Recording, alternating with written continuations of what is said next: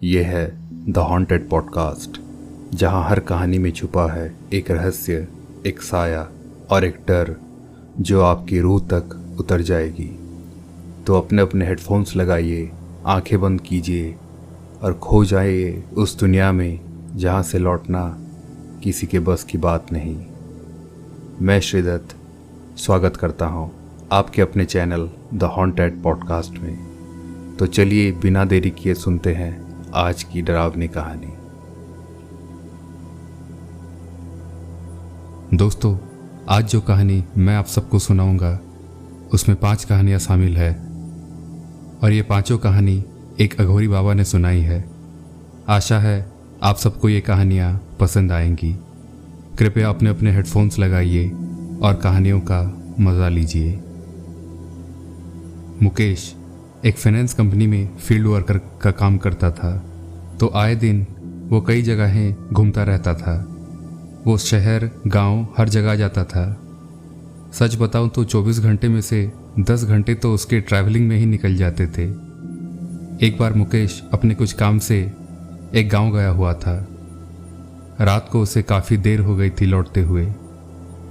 तब शायद रात के 10 बजे होंगे। मुकेश अपनी कार ड्राइव करते हुए वापस अपने घर आ रहा था। तभी अचानक से उसकी गाड़ी बंद पड़ गई। वो उतरा और बॉनेट खोलकर देखने लगा, पर उसे कुछ भी समझ नहीं आया। फिर उसने अपना बैग लिया और गाड़ी को लॉक करके पैदल ही आगे बढ़ने लगा। रात काफ़ी हो गई थी। रास्तों के दोनों तरफ बस पेड़ ही पेड़ थे। सर्द हवाएं और कीड़ों की आवाज़ें एक डरावना माहौल बना रही थी। तभी अचानक मुकेश की नज़र रास्ते की ठीक दाईं ओर गई। वहाँ एक पेड़ के नीचे कुछ आग जल रही थी और एक अघोरी बाबा बैठकर खाना खा रहे थे। मुकेश बाबा के पास गया और उनके पैर छुए। बाबा ने इशारे से मुकेश को बैठने को कहा। मुकेश बैठ गया। कुछ देर बाद बाबा ने कहा, और मुकेश कैसे हो? ये सुनते ही मुकेश अचानक से चौंक गया और पूछा, अरे बाबा, आपको मेरा नाम कैसे पता? बाबा ने हंसते हुए कहा, हाँ, अरे ये सब तो महाकाल का वरदान है। मुकेश ने कहा, बाबा यहाँ आसपास इतना कह ही रहा था कि अचानक बाबा बोले, कोई मैकेनिक नहीं है यहाँ, सुबह तक इंतजार कर, सब ठीक हो जाएगा। ना चाहते हुए भी मुकेश को वहीं बैठना पड़ा, क्योंकि उसके पास कोई दूसरा चारा भी तो नहीं था। कुछ देर बाद बाबा फिर से बोले, तुम्हारा वक्त बिताने के लिए कुछ कहानियां सुनाता हूं, इससे तुम्हारा मनोरंजन भी हो जाएगा। फिर अघोरी बाबा जी ने पहली कहानी सुनाना शुरू किया। ये बात तब की है जब मैं करीब 26 साल का नौजवान था। तब मेरी साधना शुरू हो रही थी। मैं अपने गुरुजी के साथ एक गांव के शमशान में ही रहता था। कुछ गांव वाले रोज हमारे लिए खाना लेकर आते। सारे गांव वाले हमें काफ़ी मान देते थे। उस गांव में प्रताप ठाकुर मुखिया थे। उनका घर गांव के ठीक बाहर पड़ता था।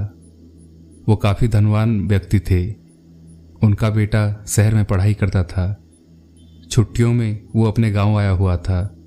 एक दिन शाम को अचानक प्रताप ठाकुर रोते हुए हमारे पास आए। उनकी हालत देखकर गुरुजी ने कारण पूछा तो ठाकुर जी ने कहा, उनका बेटा कल से कुछ अजीबोगरीब हरकतें कर रहा है। घर में बिना कपड़ों के घूमता रहता है, बंदरों की तरह उछल कूद कर रहा है। और हद तो तब हो गई जब उसने कल रात को एक गाय को मारकर उसका सारा खून पी गया। सारा हाल सुनने के बाद गुरुजी और मैं उनके साथ उनके घर चल पड़े। उनके घर जाते ही मुझे और गुरुजी को एक मानूसियत महसूस हुई। ठाकुर जी का बेटा ऊपर अपने कमरे में बंद था और जोर जोर से चिल्लाते हुए कूद रहा था। मैं और गुरुजी ऊपर गए। मैंने उस कमरे का दरवाज़ा खोला ही था कि ठाकुर जी का लड़का हवा की तेज़ी से बाहर आ गया। अब तो वो उड़ने भी लगा था। उसने एक भी कपड़ा नहीं पहना था और उसका शरीर अजीब तरह से काला पड़ गया था। अब ठाकुर जी को दुख से ज़्यादा डर लगने लगा था अपने बेटे से। तभी गुरुजी ने मंत्र पढ़कर शमशान की राख ठाकुर के बेटे के ऊपर फेंक दिया। तुरंत ठाकुर का बेटा जमीन पर गिर गया और रोने लगा और छोटे बच्चे की तरह पानी मांगने लगा। मैंने उसे अभिमंत्रित जल पिलाने के लिए उसके पास गया, पर तभी ठाकुर के लड़के ने मेरे हाथ को जोर से काट लिया। मेरी तो चीख ही निकल गई। ये देखते ही गुरुजी गुस्सा हो गए और दोबारा एक मंत्र पढ़ने लगे। मंत्र पढ़ते ही ठाकुर का बेटा चिल्लाने लगा और गुरुजी से माफ़ी मांगने लगा। गुरुजी ने पूछा, कौन है रे तू जो इस बच्चे के शरीर में कब्जा करके बैठा है? ठाकुर जी के लड़के के अंदर से जवाब आई, माफ़ कर दो मुझे, मैं एक जिन हूँ। इस लड़के ने खेत वाले पीपल के पेड़ पर कल पेशाब कर दिया था जहाँ मैं रहता था, इसीलिए मैं गुस्सा हो गया और इसके शरीर पर कब्जा करके बैठ गया। फिर गुरुजी ने उस जिन को एक डब्बे में कैद कर लिया और हम दोनों वहाँ से वापस आ गए। वापस आते वक्त वो जिन गुरुजी से आज़ादी की भीख मांगने लगा, पर गुरुजी उसकी बात नहीं सुन रहे थे। फिर मुझे भी उस पर दया आई और मैंने गुरुजी से उसे आज़ाद कर देने को कहा। गुरुजी ने मेरी बात मान ली और उसे आज़ाद कर दिया। डब्बा खुलते ही सफ़ेद धुआं उठने लगा और एक बड़ा सा आदमी हमारे सामने आकर खड़ा हो गया। वो वही जिन था। उस जिन ने मेरा और गुरुजी का शुक्रिया अदा किया और उसने कहा वो अनंत काल तक मेरे साथ मेरा गुलाम बनकर रहेगा। और वो जिन आज तक मेरे साथ है। कहानी सुनने के बाद मुकेश ने कहा, बाबा कहानी तो बहुत अच्छी थी, पर मुझे इन सब में बिल्कुल विश्वास नहीं है। तभी मुकेश के पीछे से एक आवाज़ आई, आज नहीं तो कल विश्वास हो जाएगा लड़के। मुकेश पीछे पलटा तो एक आदमी खड़ा था। वो आदमी मुकेश के पास आकर बैठ गया। उसे देखते ही अघोरी बाबा ने कहा, अरे तू कब आया? उस आदमी ने जवाब दिया, अभी बाबा। फिर उस आदमी ने मुकेश से कहा, मैं पास में ही रहता हूँ और रोज़ इसी वक्त बाबा जी से मिलने आता हूँ। कुछ देर बाद अघोरी बाबा ने दूसरी कहानी सुनाना शुरू किया। ये दूसरी कहानी तब की है जब हम एक दूसरे गांव में आकर रहने लगे थे। ये दूसरा गांव एक पहाड़ी इलाके में पड़ता था। पहले की ही तरह हम उस गांव के एक पुराने मरघट में कुटिया बनाकर रहने लगे। एक दिन शाम को जब मैं खाना बनाने लगा तो पता चला कि मेरे पास एक भी लकड़ी नहीं है। गुरुजी के गुस्से के डर से मैं चुपचाप जंगल की ओर लकड़ी लेने चला गया। लकड़ी समेटते हुए मुझे काफ़ी देर हो गई। मैं जंगल में रास्ता भटक गया। अब रात भी हो चुकी थी। कई बार मैं घूम फिर के दोबारा उसी जगह पर आ जाता। फिर थक हार कर मैं एक पेड़ के नीचे बैठ गया। तभी मुझे पेड़ की टहनियाँ टूटने की आवाज़ें सुनाई देने लगी। मुझे डर तो नहीं लगा, पर एक अजीब सा महसूस होने लगा। मैं उठा और दोबारा जंगल से बाहर जाने लगा। इस बार मुझे सही रास्ता भी मिल गया था। चलते हुए मुझे ऐसा लगा जैसे कोई मेरे साथ साथ पेड़ों पर चल रहा हो। मैं रुका और पूछने लगा, कौन हो? सामने आओ। कुछ देर बाद मैंने एक अनोखा नज़ारा देखा। मेरे ठीक बाएं ओर जो एक पेड़ था वो अचानक से फटने लगा और उसके अंदर से एक काफ़ी खूबसूरत लड़की बाहर आई। मैंने पूछा, कौन हो तुम और मेरा पीछा क्यों कर रही हो? उसने कहा, मैं इस जंगल की बेटी हूँ और मैं तुमसे शादी करना चाहती हूँ। मैंने कहा, माफ़ कर दो देवी, मैं बाल ब्रह्मचारी हूँ। पर वो नहीं मानी और जिद करने लगी। फिर उसकी बात को टालते हुए मैं आगे अपने रास्ते बढ़ने लगा। कुछ दूर आगे बढ़ने के बाद अचानक रास्तों के बीचों बीच एक भयानक सा कुत्ता आ गया। वो काफ़ी बड़ा और भयानक लग रहा था और सबसे डरावनी बात तो ये थी, वो गुस्से में मेरी ओर देखकर गुर्रा रहा था। वो मुझ पर हमला करने ही वाला था कि मैंने अपने गुरुजी को स्मरण किया। तभी मेरे चारों ओर एक रक्षा कवच बन गया और वो कुत्ता मेरे पास आते ही उसे एक बिजली का झटका लगा और वो काफ़ी दूर जाकर गिरा। गिरते ही वो कुत्ता अपनी असल सूरत में आ गया। ये वही थी, वो जंगल की बेटी। फिर मैं दोबारा आगे बढ़ने लगा। कुछ आगे जाने के बाद मुझे दूर से एक बूढ़ी औरत की आवाज़ आई, कोई मेरी मदद करो, कोई मेरे पास आओ। ये सुनते ही मैं आवाज़ की ओर जाने लगा। जंगल के कुछ दूर जाने के बाद मुझे एक बूढ़ी अम्मा दिखी। मैंने उससे पूछा, क्या हुआ अम्मा, कैसी मदद चाहिए? उसने कहा, मेरा पोता उस गुफा में खो गया है, उसे जाकर बचा लाओ। ये सुनते ही मैं उस गुफा की ओर जाने लगा। मैं गुफा में घुसने ही वाला था कि तभी अचानक गुरुजी मेरे सामने प्रकट हो गए और मुझे गुफा में जाने से रोक लिया। गुरुजी को देखते ही वो बूढ़ी औरत अपने असली रूप में आ गई। ये बूढ़ी औरत भी वही थी, वही जंगल की बेटी। गुरुजी उसे भस्म करने ही वाले थे कि वो आग उनके पैरों पर गिर गई और माफ़ी मांगने लगी। गुरुजी ने भी उसे माफ़ कर दिया। दरअसल वो एक शक्तिशाली आत्मा थी जो उसी जंगल की देखभाल करती थी और वो कभी भी किसी का भी रूप ले सकती थी। वो आत्मा यानी वो जंगल की बेटी भी उसी दिन से मेरी दासी बनकर रह गई। कहानी खत्म होने के बाद मुकेश ने बाबा जी से कहा, आपकी कहानियों पर तो फिल्म बननी चाहिए बाबा जी, और हंसने लगा। तभी पास में बैठे उस गांव वाले आदमी ने कहा, ये सब सत्य घटनाएं हैं बच्चे, ये बाबा कोई आम बाबा नहीं है। मुकेश फिर से हंसने लगा। कुछ देर बाद अघोरी बाबा ने तीसरी कहानी सुनाना शुरू किया। ये तीसरी कहानी तब की है जिस साल मेरे गुरुजी समाधि में लीन हो गए। उन्होंने ये नश्वर संसार और शरीर छोड़ दिया था। अब मैं अकेला रहता था। मैं एक बहुत बड़ी साधना करने जा रहा था। उस साधना को करने के लिए मुझे एक अलग जगह चाहिए था। कुछ दिन बाद मुझे जंगल के अंदर एक वैसी ही जगह मिल गई जैसी मुझे चाहिए थी। मैंने वहाँ एक छोटी सी कुटिया बनाई और साधना की तैयारी करने लगा। मैं एक पीपल के पेड़ के नीचे साधना करने लगा और पास में ही एक नदी गुजर रही थी। मैं एक जल पिशाचिनी की साधना कर रहा था और गुरुजी हमेशा कहा करते थे कि पिशाच या पिशाचिनी की साधना काफ़ी उग्र होती है। इसमें एक छोटी सी गलती और साधक की जान भी जा सकती है।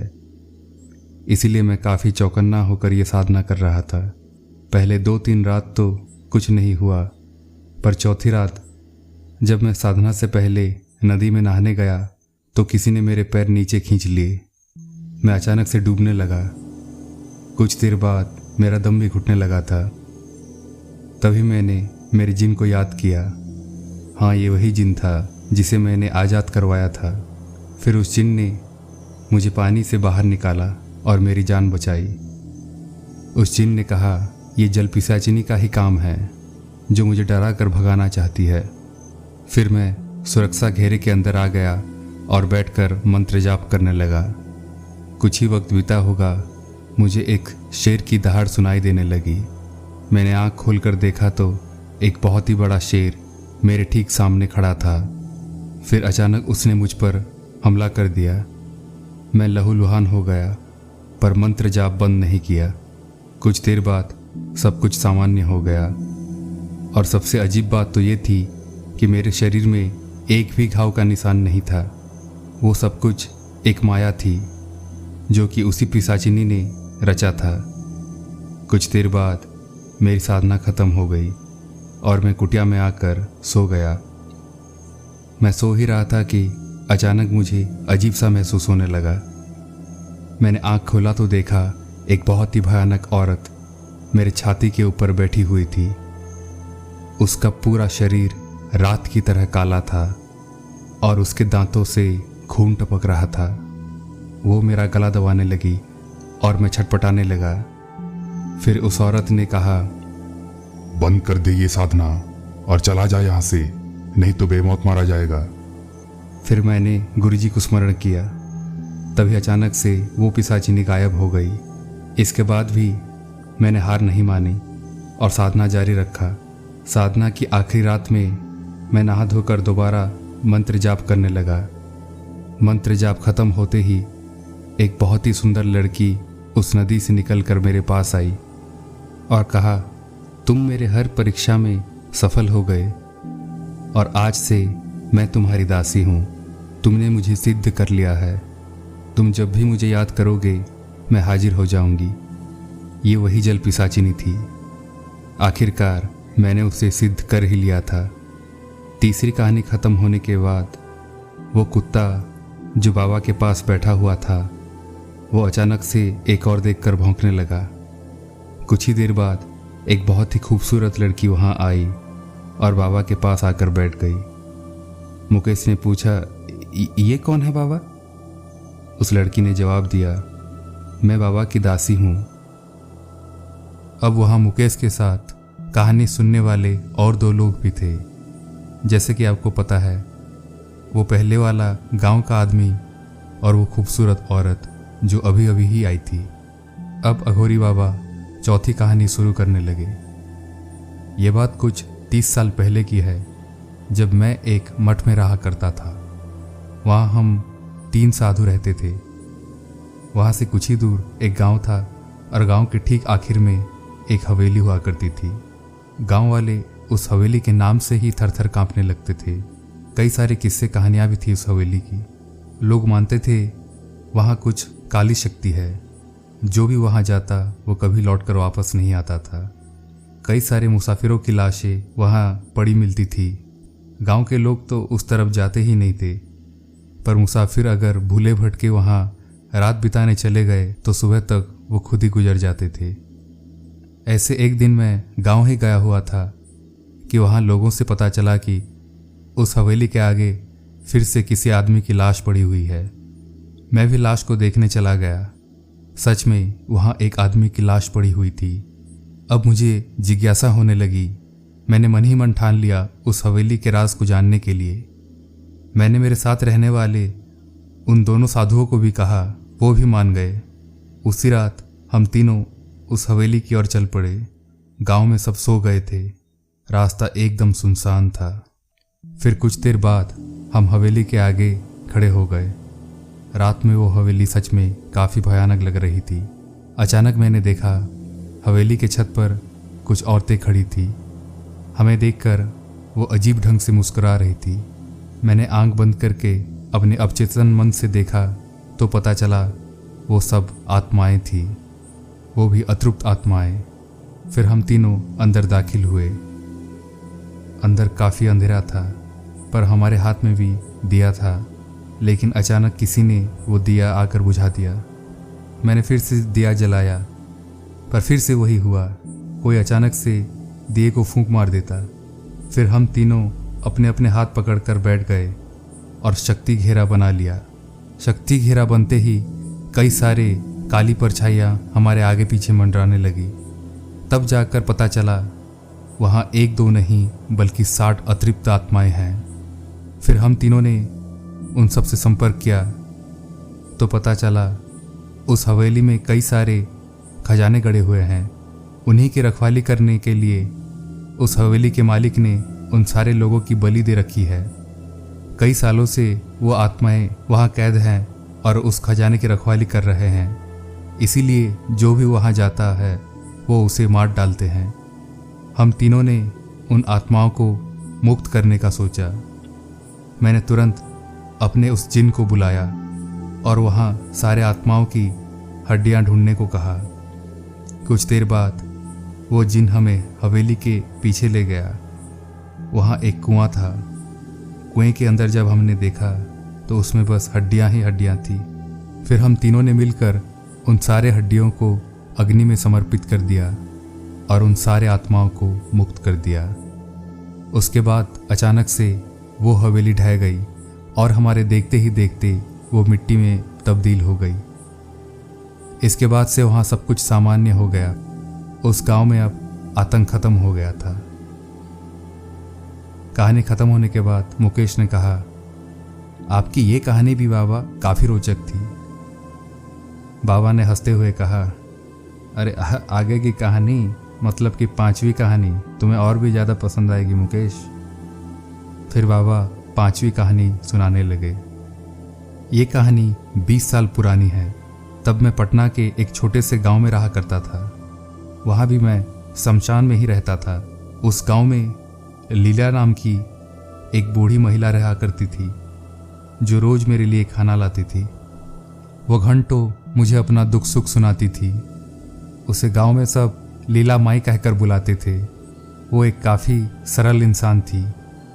उनके 12 साल के पोते के अलावा और उनका कोई नहीं था इस दुनिया में। उनके बेटे और बहू कुछ साल पहले डाकुओं के हमले में मारे गए थे।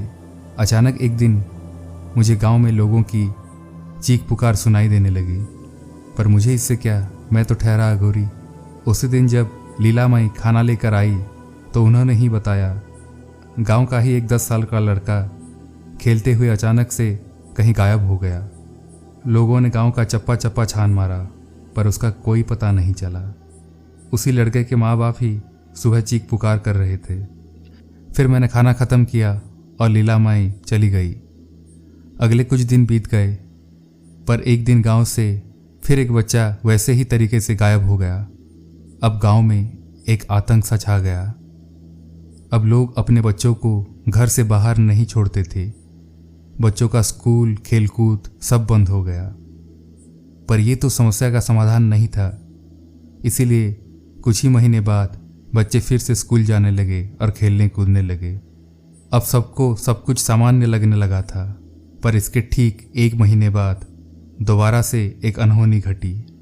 एक दिन ठीक दोपहर को लीला माई रोते गिड़गिड़ाते हुए मेरे पास आई। मैंने उन्हें पूछा, क्या हुआ माई, क्यों रो रही हो? लीला माई ने कहा, मेरा पोता। क्या हुआ तुम्हारे पोते को? मैंने पूछा। लीला माई ने कहा, मेरा पोता मैदान में खेल रहा था, पता नहीं कैसे वो भी कहीं गुमशुदा हो गया। बचा लो बाबा, मेरे पोते को बचा लो। उनकी हालत देखकर मुझे भी काफ़ी दुख हुआ।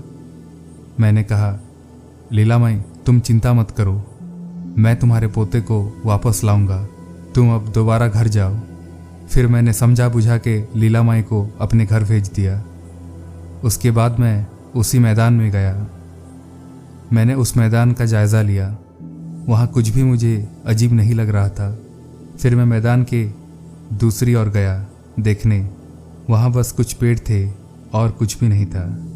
फिर मैं दोबारा मैदान की उसी जगह पर आ गया और वहाँ की कुछ मिट्टी अपने साथ घर ले गया।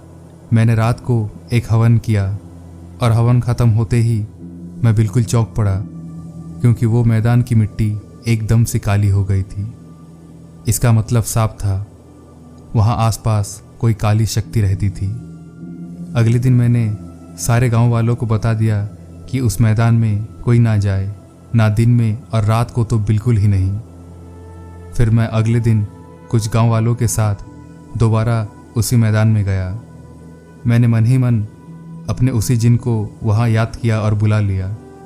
वो काली मिट्टी मैंने उस जिन को दे दी और उसे काली शक्ति का पता लगाने को कहा। जिन तुरंत अपने काम में लग गया। कुछ देर बाद जिन वापस लौटा और मैदान के एक कोने में खोदने के लिए मुझे इशारा किया। मैंने गांव वालों को उसी जगह खोदने को कहा। कई देर खोदने के बाद हमें एक पत्थर का दरवाज़ा मिला। हमने काफ़ी कोशिशें की पर हम दरवाज़ा नहीं खोल पाए। फिर मैंने दरवाजे पर हाथ रखा और मेरे गुरुजी को स्मरण किया। गुरुजी मेरे अवचेतन मन में आए और उन्होंने कहा, यहाँ एक भयानक चंडालिका का वास है। वो ही बच्चों को ले जाकर उनकी बलि दे देती है अमावस की रात को। ये चंडालिका बहुत ही शक्तिशाली है और ये करीब 200 साल पुरानी है। इसे हराना बहुत ही कठिन है, हाँ असंभव नहीं है। मैंने गुरुजी से उसको हराने का तरीका पूछा तो गुरुजी ने बताया, इस चंडालिका को केवल पानी से ही मारा जा सकता है, वो भी सिर्फ रात को। अब आगे तुम्हें ही सोचना है, मैं हमेशा तुम्हारे साथ रहूँगा। ये कहने के बाद गुरुजी वहाँ से चले गए। फिर मैंने एक योजना बनाई। मैंने उस जंगल की बेटी को वहाँ बुलाया, क्योंकि वो किसी का भी रूप ले सकती थी। मैंने उसे एक बच्चे का रूप लेकर उसी मैदान में घूमने के लिए कहा। फिर मैंने सारे गांव वालों को वहां से अपने अपने घर भेज दिया। मैं एक झाड़ी के पीछे चुपचाप छुपकर देख रहा था। अब उस मैदान में बस वही जंगल की बेटी ही बच्ची बनकर खेल रही थी। तभी अचानक वहां पर एक बुढ़िया आ गई। वो काले लिबास में थी। वो उस बच्चे को पकड़कर अचानक से जमीन के अंदर घुस गई। मैंने तुरंत मेरे सिद्ध किए हुए जल पिशाचिनी को भी वहां बुला लिया और हम दोनों भी उस बुढ़िया के पीछे पीछे जमीन के अंदर चले गए। वहां जमीन के नीचे कई सारे बच्चों के कंकाल पड़े हुए थे। मैंने लीला माई के पोते को ढूंढ ही लिया। वो अब तक जिंदा था क्योंकि अमावस को अभी 2 दिन बाकी था। फिर मैंने जल पिशाचिनी को बस इशारा ही किया, तभी जल पिशाचिनी ने उस चंडालिका को पानी से कैद कर लिया और उसे वहीं ख़त्म कर दिया। इसके बाद मैंने लीला माई के पोते को बाहर लाया। वो बेहोश था, पर कुछ देर बाद उसे होश आया। उसे कुछ भी याद नहीं था कि उसके साथ क्या क्या हुआ था। फिर उसी मैदान में मैंने गांव वालों को एक मंदिर बनाने को कहा। कहानी सुनने के बाद मुकेश ने कहा, बाबा वो बच्चा अभी कैसा है? बाबा ने कहा, वो बच्चा अब काफ़ी बड़ा हो गया है और शहर में नौकरी करता है। मुकेश ने कहा, बाबा क्या नाम है उस बच्चे का? मैं उससे मिलना चाहता हूँ। बाबा ने हंसते हुए कहा, तुम उसे अच्छी तरह से जानते हो मुकेश। मुकेश ने पूछा, मैं जानता हूँ? बाबा ने कहा, वो बच्चा कोई और नहीं, वो बच्चा तुम ही हो मुकेश। क्या मैं हूँ वो बच्चा? मुकेश ने चौंकते हुए कहा। फिर से बाबा ने कहा, हाँ तुम ही हो मुकेश। तुम्हारे दादी का नाम क्या है? मुकेश ने कहा, लीलावती। और वो अचानक से बाबा के चरणों में गिर गया।